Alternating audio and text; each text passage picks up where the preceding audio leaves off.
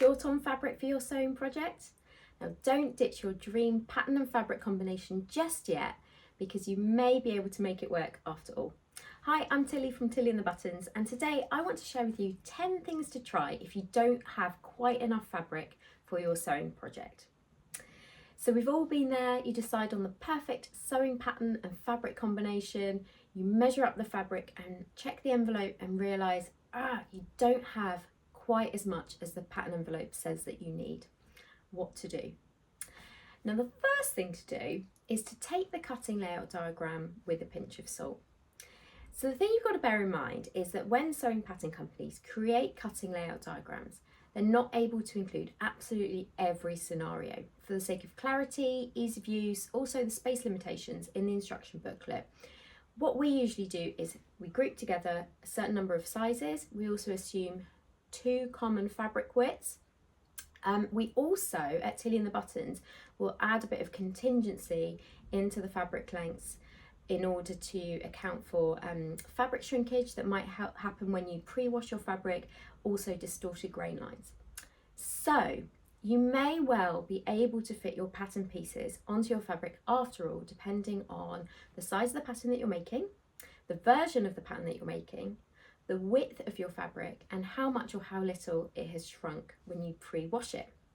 So it's always worth laying out your pattern pieces on the fabric just to see whether you can squeeze them on after all. Now you may need to get a little bit creative here, a little bit of shuffling, a little bit of squidging together. You can also try folding the fabric in a different way to what it says in the cutting layout diagram. So say, for example, if it's telling you to fold the fabric just once lengthways, bringing the selvages together, can you see if you can fit more pattern pieces on a smaller length of fabric if you fold the fabric twice? So you're creating 2 folds, bringing the selvages towards the center, or even that center point where they meet isn't actually quite in the center, it's towards one side. Often you'll find that that will work. Now my second tip is to try pivoting the grain line on certain pattern pieces. So I think this is a particularly ingenious way of solving a fabric shortage dilemma. And what I mean is, certain pieces, can you rotate them 90 degrees so that the grain line arrow, which usually runs down the lengthwise grain of the fabric, is now running horizontally or along the crosswise grain of the fabric.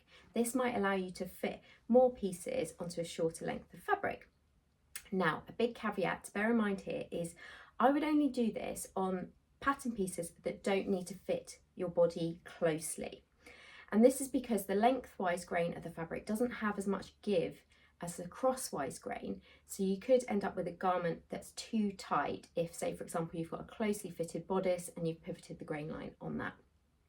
So pattern pieces that you could try it on would be unfitted bodice pieces, maybe something loose. You could do it on a gathered skirt very easily, or pieces that don't need to fit at all, such as patch pockets.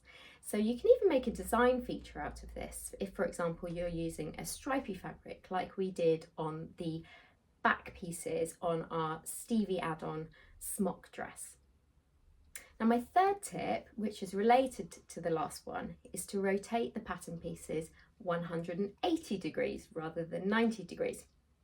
So if your fabric doesn't have a directional print, so for example, cats all sitting upright, or florals that are running in a certain direction, then you can do this. You can also do it on fabric that doesn't have a nap. So nap is where the fabric has a raised pile that looks different depending on which way up you're holding it. So think of corduroy, velvet.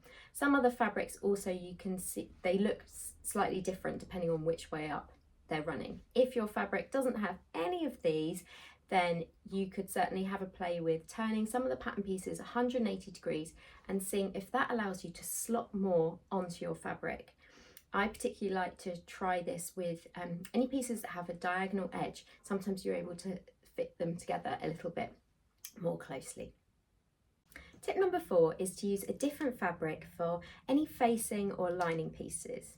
So if the pattern that you're making includes pieces that aren't going to show on the outside of your project, so think pocket linings, bodice linings, collar facings, neckline or waistband facings, then you could consider using a different fabric to cut out these pieces. And it'll even allow you to turn a shortage of fabric into a really cute feature that makes your project extra unique. Now, my fifth tip, which is also related to facings, is to consider replacing the facings with bias binding.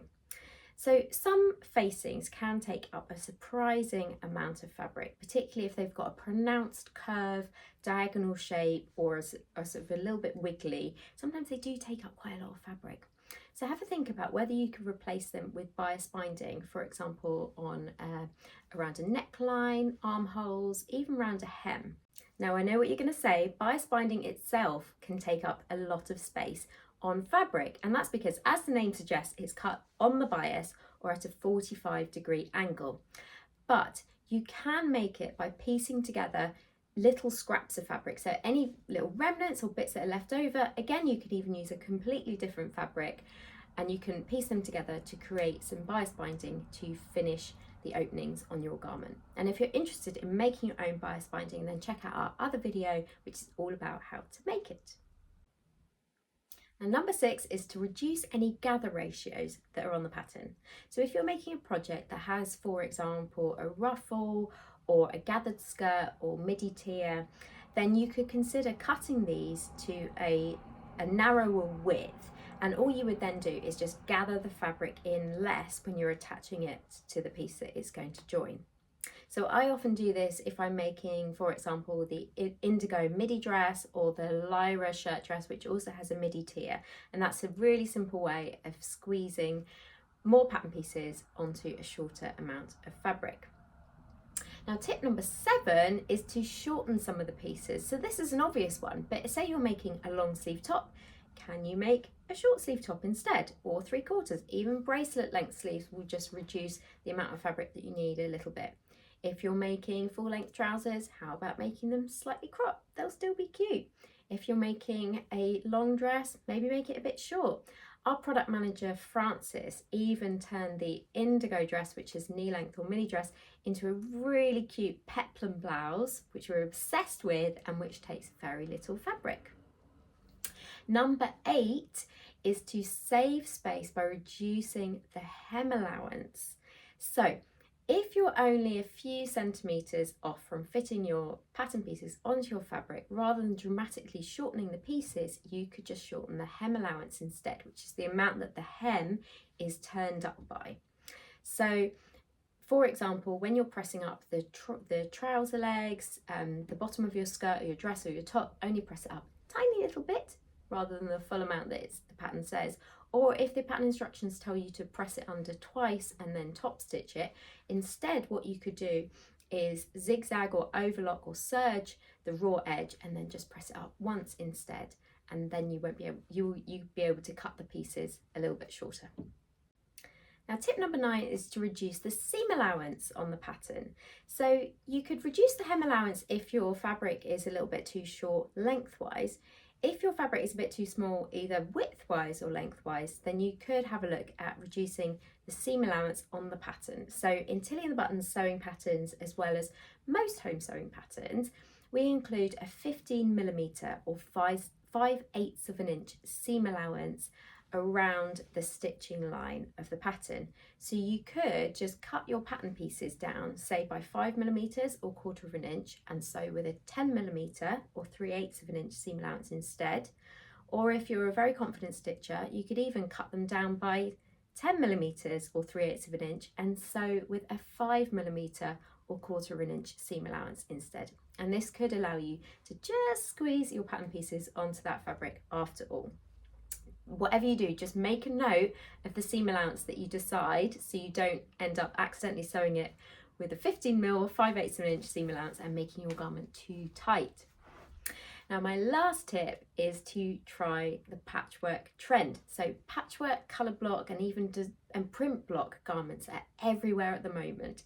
So have a rummage around in your stash. See if you've got some similar substrates that you could pair with the original fabric you have in mind to create an even cuter garment. So I'm including some inspiration here from a couple of our lovely customers.